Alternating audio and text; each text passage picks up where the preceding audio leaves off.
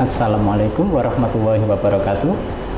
Halo Sobat Perpus, jumpa lagi dalam podcast Perpustakaan Umsida Biru. Podcast publikasi bereputasi Umsida.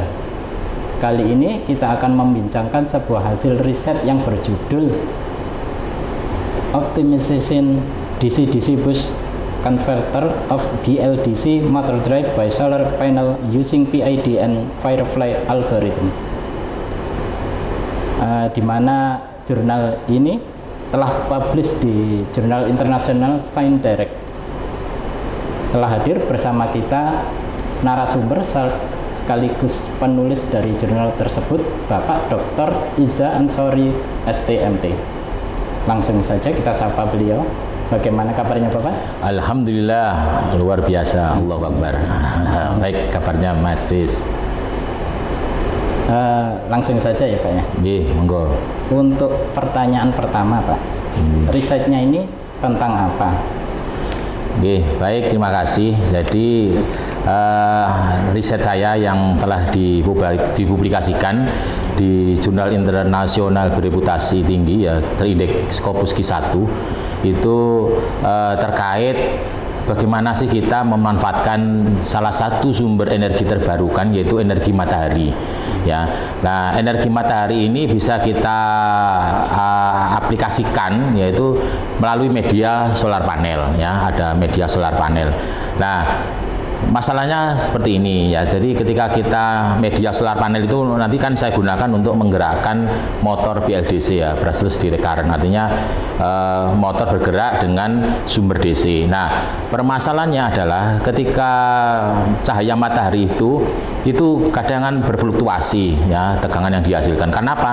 Ya terkadang karena adanya ini ada awan, akhirnya kan tertutup. Mungkin ada debu-debu ataupun yang lainnya sehingga mengalami ketidakstabilan tenaga atau energi yang dihasilkan. Maka artikel saya itu mempelajari, mengeksplor bagaimana mengatasi fluktuasi tegangan yang dihasilkan oleh media solar panel dengan cara apa ya? Dengan mengoptimalkan energi itu ya, problem itu tadi dengan menggunakan model DC-DC boost converter ya, boost converter yang dioptimasi dengan kontrol PID dan algoritma kunang-kunang. Itu. Metode apa yang digunakan? Nah, metode yang dipakai untuk mengoptimasi adanya fluktuasi tegangan. Jadi pertama itu kita modelkan dulu. Jadi ketika para engineer itu misalkan mau bikin pesawat, tentu pesawat itu akan dimodelkan dulu, dimodelkan secara matematik. Ketika dimodelkan secara matematik, baru dia bisa dikontrol. Jadi metode pertama adalah kita memodelkan secara matematik, ya, baik itu solar panelnya, kemudian bagian-bagian komponen yang terlibat dalam optimasi tersebut, ya, yaitu solar panel, kemudian DC-DC boost converter, kemudian motor BLDC-nya dimodelkan. Setelah dimodelkan, maka metode optimasi kontrol PID, ya, kontrol PID sama metode algoritma kunang-kunang. Nah, ini menarik algoritma kunang-kunang ini, yaitu ya kalau istilahnya algoritma kunang-kunang itu adalah algoritma kecerdasan buatan. Ada beberapa algoritma, ada kunang-kunang, ada kelelawar, ada semut. Nah, saya pakai algoritma kunang-kunang. Ya, kalau algoritma kelelawar itu, kalau kita melihat kelelawar itu dia akan walaupun malam dia kan nggak akan ubruk ya. Nah, kalau kunang-kunang ini dia mungkin nggak tahu ya, kalau di kota mungkin nggak terlihat ada kunang-kunang, tapi kalau di desa dulu pernah ada kunang-kunang kalau malam. Nah, itu kan kunang-kunang itu akan bergerak mendekati kepada kunang-kunang yang lain yang warnanya cerah. Ya, warnanya cerah. Kemudian kunang-kunang itu akan cahayanya berkurang ketika jaraknya juga jauh. Nah, cuman kunang-kunang ini ya, yang penemunya adalah orang Cina, Xin Sheyang, ya, pada tahun, kalau nggak salah pada tahun 2008. Nah, itu dimodelkan. Jadi algoritma pergerakannya bagaimana, intensitas cahayanya seperti apa, itu dimodelkan secara matematik. Nah, maka saya menggabungkan, artinya kontrol PID tadi dioptimasi ya parameternya dengan algoritma kunang-kunang, sehingga penentuan parameter kontrol PID tadi ya, kontrol PID tadi dioptimasi, dicari parameter yang pas itu dengan menggunakan algoritma kunang-kunang. Nah, itu penjelasannya mungkin seperti itu. Jadi dimodelkan dulu matematik, metodenya dimodelkan. Setelah itu kemudian kita optimasi ya, dikurangi kesalahannya dengan controller PID, proporsional integral derivatif. Kemudian PID-nya dioptimasi dengan algoritma kunang-kunang. Ya, itu mungkin metodenya seperti itu, Mas Bris. Untuk hasil risetnya? Nah, hasil risetnya itu saya bandingkan ketika tanpa controller PID ya, open loop, artinya open loop itu hasilnya seperti apa. Nah, ternyata errornya itu besar ya, errornya besar. Kemudian berikutnya adalah kita menggunakan controller PID ya, controller PID tanpa kecerdasan buatan ya, algoritma. Nah, hasilnya ini. Nah, kemudian berikutnya yang ketiga adalah ketika kita mengoptimasi kontrol PID dengan algoritma kunang-kunang, dan hasilnya luar biasa ya, ada peningkatan sekitar mungkin ya 70 atau 75% dari hasil yang dibandingkan dengan controller PID. Jadi lebih baik hasilnya.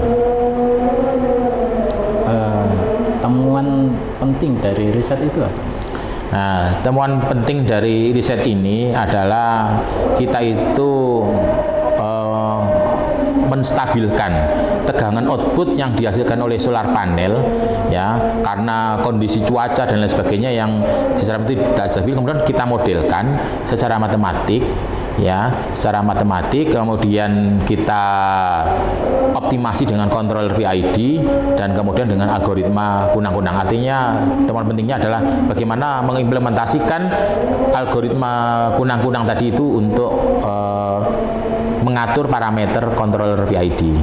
Nah itu solar panelnya sendiri itu dia bisa mengikuti pergerakan matahari. Ya, itu seperti itu, Mas Pris. Mengapa temuan itu penting secara keilmuan? Ya, penting secara keilmuan karena namanya peneliti ya, peneliti itu akan terus berusaha meningkatkan error, mengurangi error supaya dihasilkan hasil yang maksimal ya, kalau itu nanti kita bisa memaksimalkan energi yang dihasilkan untuk menggerakkan motor itu akan lebih stabil. Kita tujuannya adalah lebih handal dan lebih stabil. Terkait dengan SDGs ya, riset ini terkait dengan masalah apa yang ini penelitian saya ini kalau dihubungkan dengan SDG ya, itu terkait dengan energi bersih dan terjangkau. Nah, karena apa ya, ke depan tentu kebutuhannya itu adalah yang pertama adalah memanfaatkan sumber energi yang terbarukan ya, matahari, air dan lain sebagainya. Nah, maka mengurangi emisi karbon ya, mengurangi emisi karbon, dan bagaimana masyarakat itu bisa memanfaatkan energi yang berlimpah ruah di sekitar kita itu seperti ya, matahari tadi ya salah satunya, sehingga bisa dijangkau oleh masyarakat ya, terjangkau. Jadi energi bersih dan terjangkau. Wong kita itu tiap hari bayar listrik semakin lama semakin mahal ya, padahal ya sumber energi di sekitar kita itu kan luar biasa. Nah, cuman masalahnya kita itu belum memanfaatkan itu, padahal secara internasional sudah digalakkan untuk program SDG-nya ini ya. Jadi energi bersih dan terjangkau ya. Kalau nggak salah itu nomor berapa ya? Nomor 7 mungkin Mas. SDG nomor 7. Nah, adakah implementasi lanjutan dari riset ini? Oh, jelas ada. Jadi kalau dalam riset itu temuan sekecil apapun, inovasi sekecil apapun itu ya harus ada. Maka kita perlu punya roadmap ya, roadmap. Kalau kita lihat mahasiswa itu tiap tahun 100 kan harus memberikan penemuan-penemuan. Maka kita juga seperti itu. Maka implementasi ke depan solar panel itu terkait solar panel saja ya. Terkait solar panel, ketika cahaya matahari ada ini bagaimana bisa mengikuti pergerakan matahari. Kemudian bagaimana solar panel tadi itu ketika kotor. Nah, ketika solar panel kotor, bagaimana membersihkan? Ya kalau solar panelnya di depan kita terus kemudian kita sapu atau apa. Lah kalau di atap atau gimana itu? Nah, itu kan berarti nanti mungkin ada saja untuk membersihkan media atasnya solar panel itu. Nah, solar panel cahaya matahari yang mengenai media solar panel itu kalau terlalu panas itu akan mengurangi energi. Maka di belakangnya, di bawahnya solar panel itu bisa dipasang pipa tembaga. Nah, pipa tembaga. Kemudian tadi setelah solar panel, bagaimana memanajemen baterai. Jadi masih panjang ya, masih panjang. Kemudian bagaimana kalau solar panel tenaga matahari digabung sama tenaga angin. Ya, kalau di Sidoarjo itu mungkin angin agak ini ya. Tapi kalau ada di tempat-tempat tertentu yang mungkin jauh, ya jauh dari perkotaan ya, mungkin kalau angin itu di dari mana ya, mungkin Probolinggo. Nah, itu kan bisa dikombinasikan. Bisa jadi kalau matahari sama air, nah itu masih panjang. Jadi masih panjang proses untuk penelitian lanjutan ya, karena saya yakin bahwa masih sedikit masyarakat yang memanfaatkan energi matahari itu. Ya, pompa. Kalau yang punya sawah-sawah itu sebetulnya kan kita bisa manfaatkan solar panel untuk mengangkat air ya dari bawah, disumberkan ini. Kemudian kalau rumah aja kalau ada solar panel 100 BP itu kemudian dimanfaatkan untuk ya minimal mengurangi lampu-lampu itu. Nah, kan luar biasa mengurangi pulsa listrik. Sekarang kan token pulsa sedikit apapun tentu akan ini mengurangi jumlah pulsa. Nah, itu kalau kita bisa manfaatkan solar panel ini ya minimal solar panel aja lah, nggak usah yang macam-macam. Nah, itu untuk menggerakkan pompa, untuk air dan lain sebagainya. Nah, kadang masyarakat awam juga membutuhkan ya, misalnya membutuhkan yang portable, pokoknya sepraktis mungkin, sesederhana mungkin. Lah itu kan juga butuh penelitian. Ya, bagaimana kita menyederhanakan yang rumit menjadi yang sederhana, itu butuh inovasi. Ya, jadi semuanya saling terkait.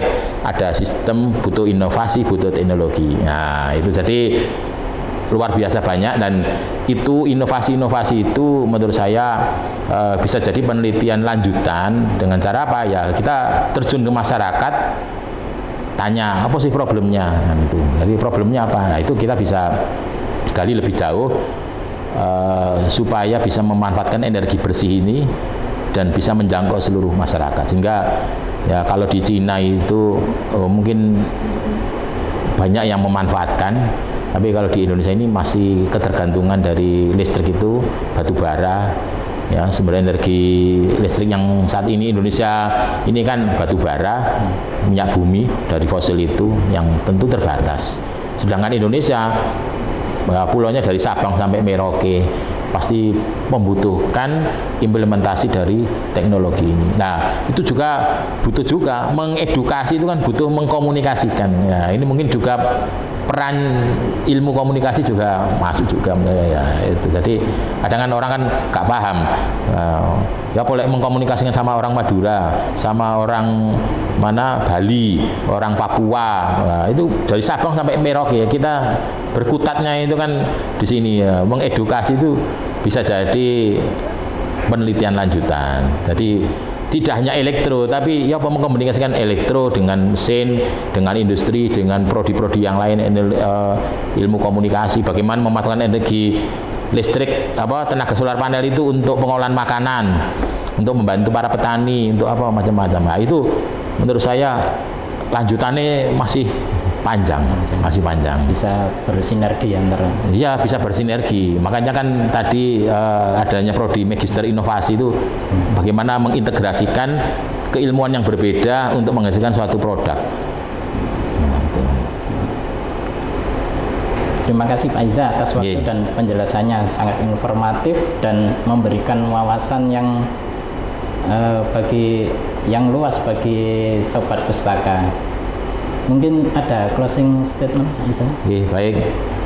Ya, terima kasih Mas Bres. Ya, sangat luar biasa sekali mengapresiasi perpustakaan Umsida ya, yang telah memberikan warna yang lain ya, telah memberikan warna yang lain bagi mahasiswa. Karena kalau zaman dulu itu orang ini membaca buku itu rajin, tapi karena perkembangan digital akhirnya orang mahasiswa itu males datang ke perpustakaan ya. Maka segala sesuatunya butuh inovasi.